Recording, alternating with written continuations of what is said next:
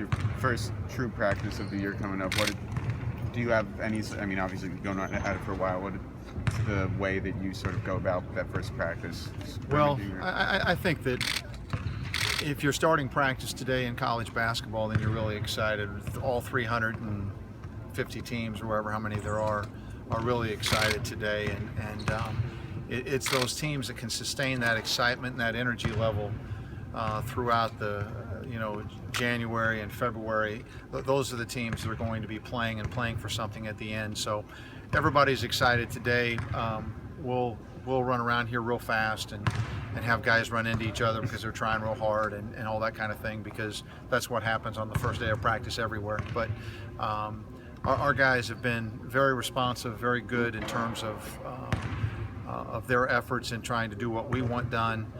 They've embraced the changes. They've embraced the newness of the culture.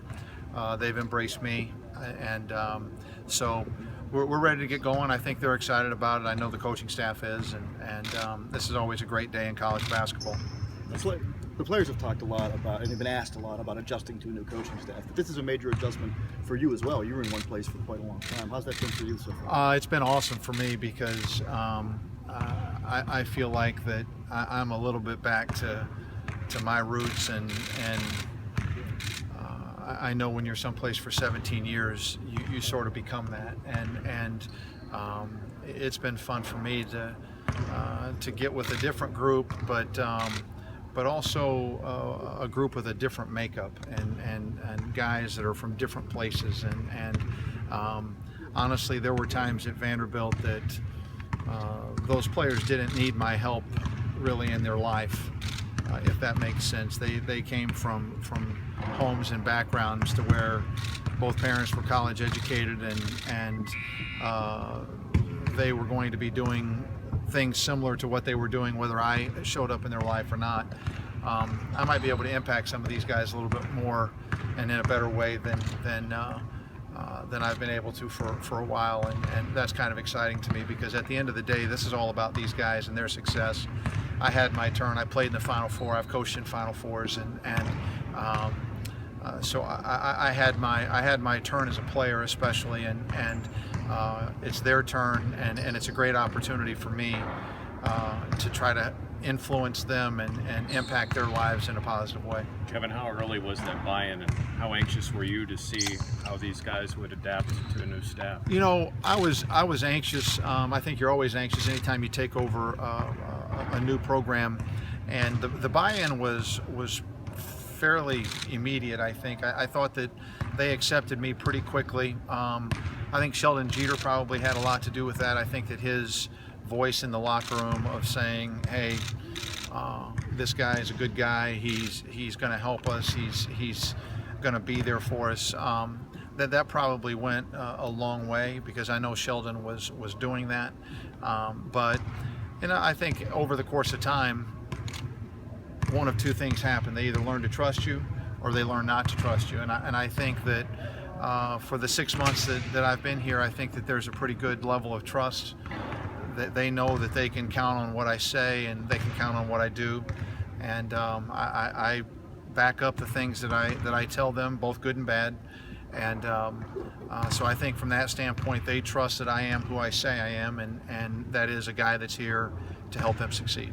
Cam said that the group's very tight-knit. Does that help you sort of as a coach? How much does that help? You know what? I think there are two different kinds of tight-knits. There's tight-knit off the court, which I think that we have down. I think our group is very, very together away from the court. And then there's together on the court. And I won't know how together we are on the court until we face some adversity. Because it's easy to be together right now. It's easy to be happy right now. I always say this is the best time of year for a college basketball coach, because every kid thinks that he's going to start and play 30 minutes a game. So they're all happy, they're all excited. But when those role definitions settle in and become somewhat settled, and certain guys don't get the role that they were hoping to get, or when an unexpected loss comes, or when some adversity hits your team, and it's coming, it's going to hit, that's when you find out how together you are on the court. And so I told him the other day, hey, it's great that we like each other, but let's be prepared for when we get hit in the mouth. That's when we have to be more together than ever. How important are those 4 seniors when it comes to that? Oh, I think they're really important to that, and they're really important to everything else, because we will go as those guys go. And if they lead us in a productive and positive way, then everybody else will fall in line with that. If they are individualistic or self-driven, then it becomes a problem. So a lot of this season will hinge on the leadership abilities, the competitive character of those 4 guys, and I'm, at least so far, I'm really betting on them, because they've been very, very good. Players have talked about kind of a more strenuous training program this offseason. How important is that to playing like you want to play and doing it effectively? Well, I don't know what they've done in the past. I just know that we've had success training the way we train. Our strength coach, Gary Christopher, is outstanding, and our players have bought into him very readily. And but you can't play this game well, and you can't win close games, and you can't be good at the end of games if you're not in great shape. And so it's in some ways it's the price of admission. You have to be in condition to play this game, and I don't know if you have to be in more condition to play the way we want to play. I mean, certainly we're going to run up and down the court more than what they seem to be used to, but a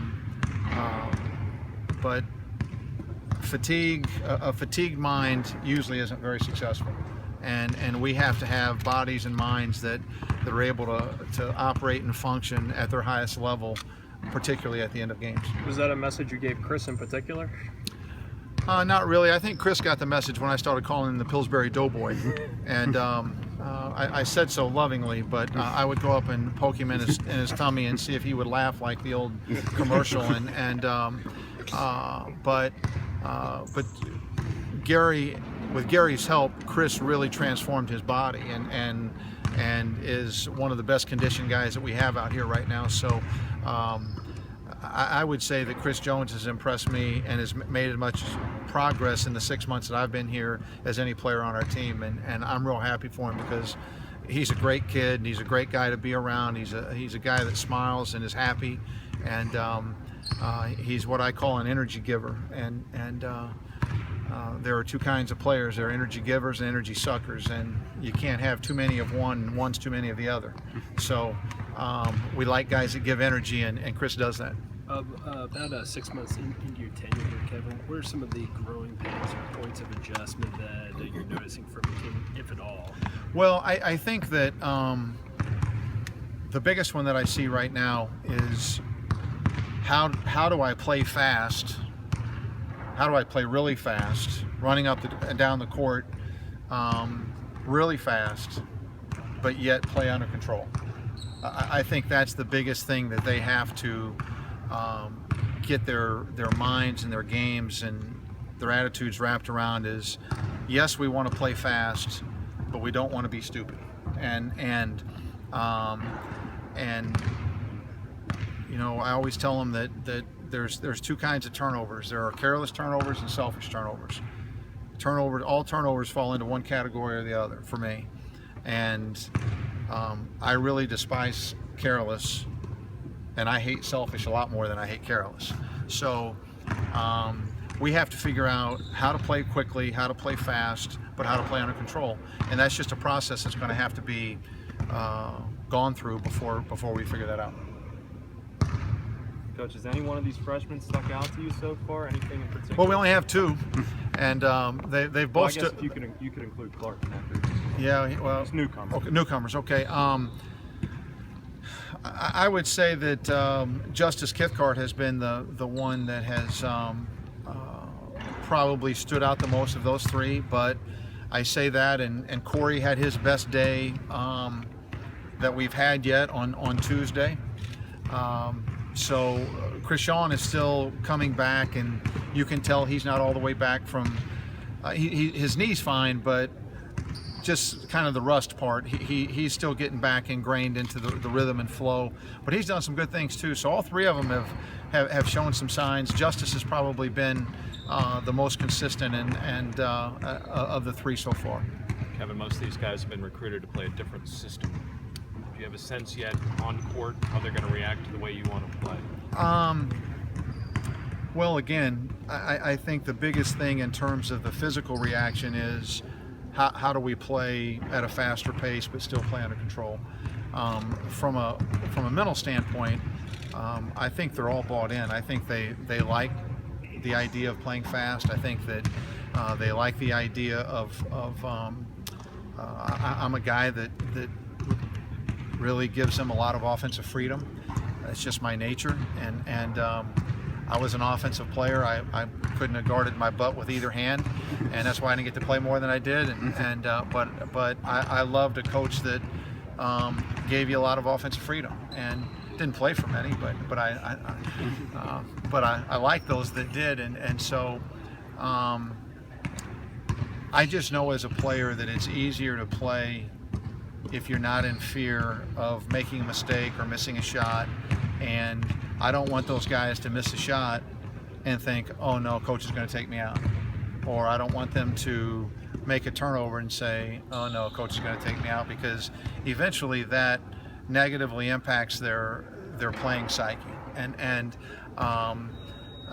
Actually, I want to do it the other way. I want them to be confident. Coach has confidence in me, and I think they'll play better. Now, if we, like I said, if we get a guy out there that's making selfish turnovers because he's being selfish, then the next horn will be for him, because I'll take him out. Or if a guy takes a couple of bad shots and they look like selfish shots to me, then that's not something that I'm good with. But as long as we play for each other, play for the team, and have that kind of mindset, then I want them to play with as much freedom as they can.